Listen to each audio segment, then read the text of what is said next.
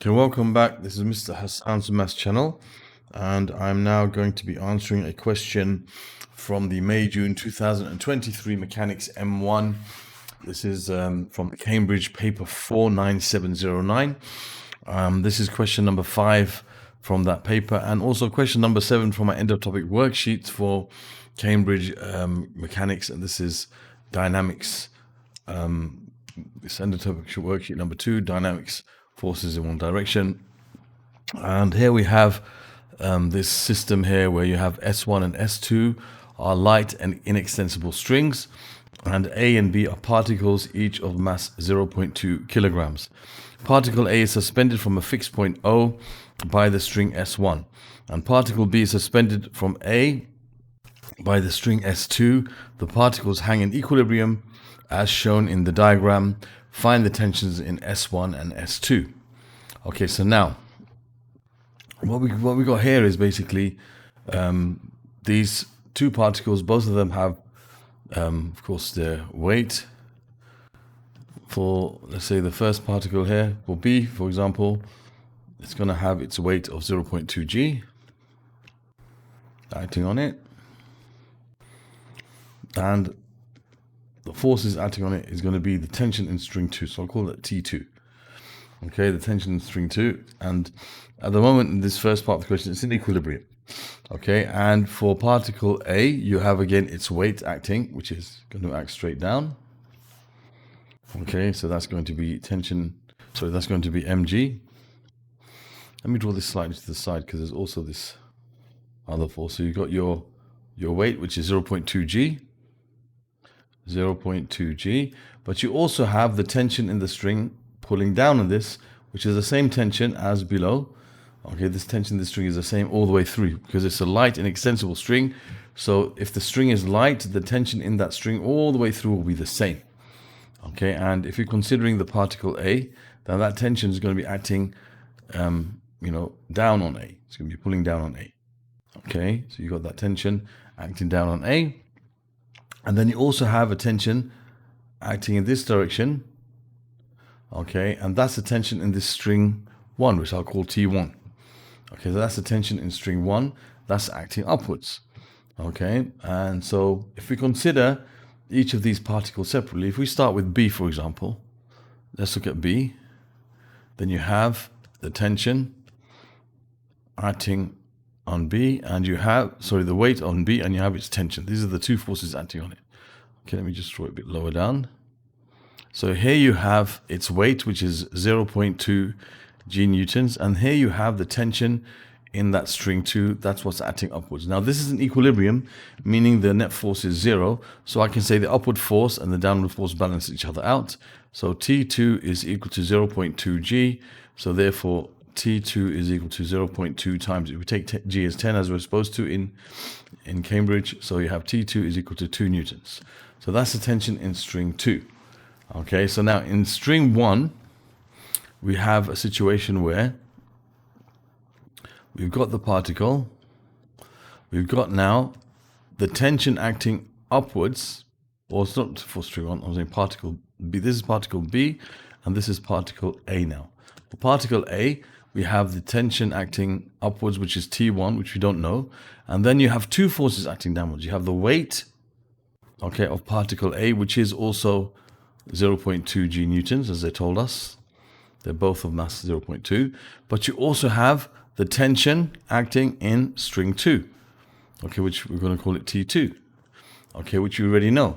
So again, this is an equilibrium. So we know that the resultant force is 0, or the upward force is equal to the downward force. So T1 is equal to T2 plus 0.2 g. So we can say T1 is equal to 2 plus 0.2 times 10, which is going to give us, make that a bit neater, 2 plus 2, which is 4 newtons. So T1 is equal to 4 newtons. So we have T2 is equal to 2 newtons and T1 is equal to 4 newtons.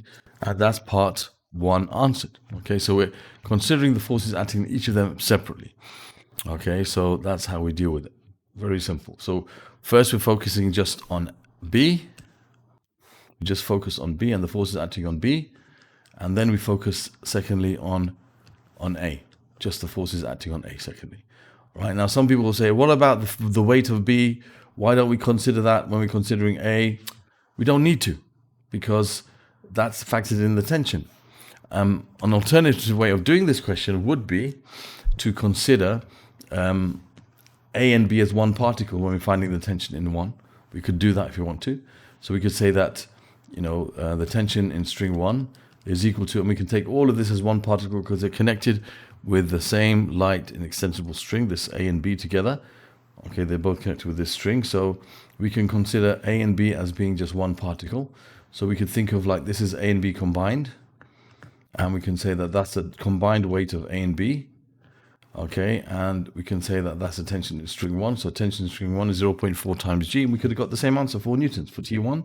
But for T2, we have to consider them as separate particles, okay, to find the tension in T2. So I could then look at, for example, B on its own. And I can say, okay, I've got T2 and I've got 0.2 newtons. And then I could work out T2 is going to be equal to 0.2 newtons. So you could do it that way, that's fine. If you want to, you can take them as separate particles. But if we take them as, like, if we're considering A on its own, then we can see that we have these two forces acting down, the tension in the string and 0.2. And don't forget, the tension in the string here is taking into account the weight, because it's the weight it's this weight of B, which basically is causing the tension in string 2. So it's not like we're ignoring the weight in we're not ignoring the weight of B. It's just that when we're considering A, that weight is kind of factored into the tension in string 2. Okay, so that's how we deal with part 1. That's more to do with statics actually, which is in a separate end of topic worksheet, but sometimes they come like this combined, which is perfectly fine. Now the second part is more to do with dynamics, which is this topic, and it says that the string S1 is cut, okay, and the particles fall. The air resistance acting on A is 0.4 newtons, and the air resistance acting on B is 0.2 newtons. Find the acceleration of the particles and the tension in string 2. So when you cut the string here, if this string is cut, then this tension 1 is gone. Okay, and it's going to fall, obviously, because nothing's holding it upwards. So if we assume that of course, the tension in this, okay, there's still tension in this, but of course, the tension is going to change, as we can see, all right, because the forces acting on this particles will change. It starts accelerating, all right. So if you want to find the acceleration of the particles, there's two ways we could do it. I think the easiest way of doing it is to, first of all, consider A and B as one whole particle to find the common acceleration, because they're going to fall as one. They're connected by light in an extensible string, so they'll just fall as one object. So what we can do is we can consider their combined weights, and also we got to consider their combined resistances, okay, the air resistance. So we got A and B together here, so we're going to have their combined weights, which is 0.2 plus 0.2, okay, 0.2g plus 0.2g, and the combined air resistances, which is 0.4 plus 0.2 newtons. Okay, so we can see that it's accelerating towards the ground, so we've got to find that acceleration. So if we take down as positive as it's moving down, always try to take the direction in which something is accelerating or is moving as positive. So take down as positive, so I'm going to have 0.4g acting down, minus, I have 0.6 newtons acting up. Don't need to put the newtons here. 0.6 acting up, and that's the resultant force, which is equal to the mass times the acceleration. So we're using the resultant force is equal to the mass times acceleration. So we can see the combined mass is 0.4 g. For 0.4 combined mass, we don't put the g here because it's just the mass, times the acceleration, which is what we're trying to find. So this is going to be 4 minus 0.6 over 0.4, and that will give us that acceleration, which is going to equal, if we work that out, you have 4 take away 0.6 divided by 0.4. That gives us 17 over 2, which is 8.5 meters per second squared. So find the acceleration. There's acceleration. And then it says find the tension in string 2. Of course, string 1 doesn't exist anymore. It's been cut, so there's no tension in it. So the tension in string 2, we have to now consider either particle A or particle B, whichever one we want to. Okay, so if we think about it, in particle B, you're going to have the tension in the string and the weight and the air resistance. Same with A, you'll have air resistance, the weight and the tension in the string acting down. So it doesn't matter which one we choose. In fact, I'm going to show you that we should get the same answer no matter what we choose. So I'm going to show you what happens if we choose A. Let's choose A first. Let's consider the forces acting on A. On A, you have its weight and you have the tension in the string. So its weight is 0.2 G and you have tension in the string 2. And you also have the air resistance as it's falling. And for A, the air resistance was what? Straighten that up a bit first. The air resistance for A was 0.4 newtons. So that's going to be acting upwards as it's falling downwards. Okay, the air resistance will oppose the motion. So we know the acceleration now is 8.5 acting down. Okay, so we can now do the same thing, resultant force. It's going down, so we're going to have T2 plus 0.2 G. That's minus the upward force, which is 0.4, and that's equal to the mass, which is 0.2, the mass of just A, times its acceleration, which is 8.5. So we can say T2 is going to be 0.2 times 8.5. Okay, and you're going to have minus 2 plus 0.4, because that's going to be minus 2G, sorry. Yeah, minus 2, because 0.2 times 10, G is 10, plus 0.4. So that should give us the tension in string 2. So let's see what we get. We have 0.2 times 8.5. Minus 2 plus 0.4. That gives us 1 over 10, which is 0.1 newtons. 0.1 newtons, and that's the answer. The tension in string 2 is 0.1 newtons. Okay, now, as I said, I'm going to show you what happens. Imagine we had decided to choose B instead. So I'll do that here. Supposing we chose to look at the forces acting on B. Now, on B, the forces acting on it is its own weight, acting down, which is 0.2 newtons, G newtons. And acting up would be two forces. One would be the tension in the string. On this one, is acting upwards, the tension, you see. Tension in string 2. And the air resistance also will be acting upwards for this. And the air resistance for B was 0.2 newtons. That's 0.2 newtons. So if we consider the forces acting on this, it's accelerating the same as everything else. The whole system is accelerating 8.5. So if you look at the resultant force here, we have 0.2 G minus the tension minus the air resistance 0.2 is equal to the mass, which is 0.2 times the acceleration, which is 8.5. So in this case, you have 0.2 times G, which is 2, minus 0.2, okay, and minus 0.2 times 8.5 is equal to the tension in string 2. Just rearranging that. Okay, so what will that give us? Let's have a look. It should give us exactly the same thing. So 2 minus 0.2. Okay, minus 0.2 times 8.5. We get exactly the same answer, 1/10, which is 0.1 newtons.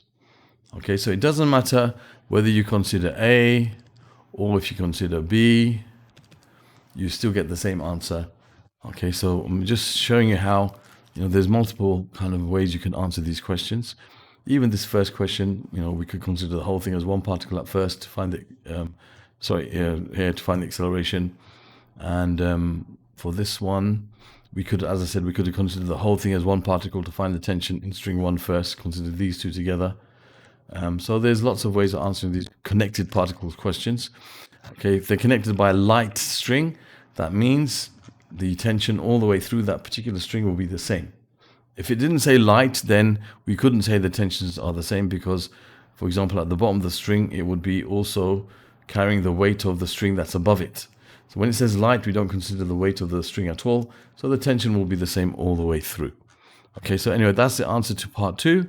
The acceleration of the particles and the tension in string 2, 8.5 meters per second squared and 0.1 newtons. Okay, so I hope that was clear. Other questions from this particular past paper, May, June 2003. If I get to answer them, I will collect them together in the playlist that will appear in this region over here. Other questions from this end of topic worksheet on Dynamics 1 from my collection of end-of-topic worksheets. You can find the other questions that I have answered from this worksheet in the playlist that will appear in this region here. The link for it will be there. Other questions from dynamics of M1 in Cambridge Mechanics 1 can be found in the playlist over here. And you can watch the video that will appear in this section here, which will tell you how to use my channel to find those things that you might find useful, including the Edexcel material I have, the IGCSE material I have as well, and also my other material in Cambridge. So thank you for watching, and see you soon.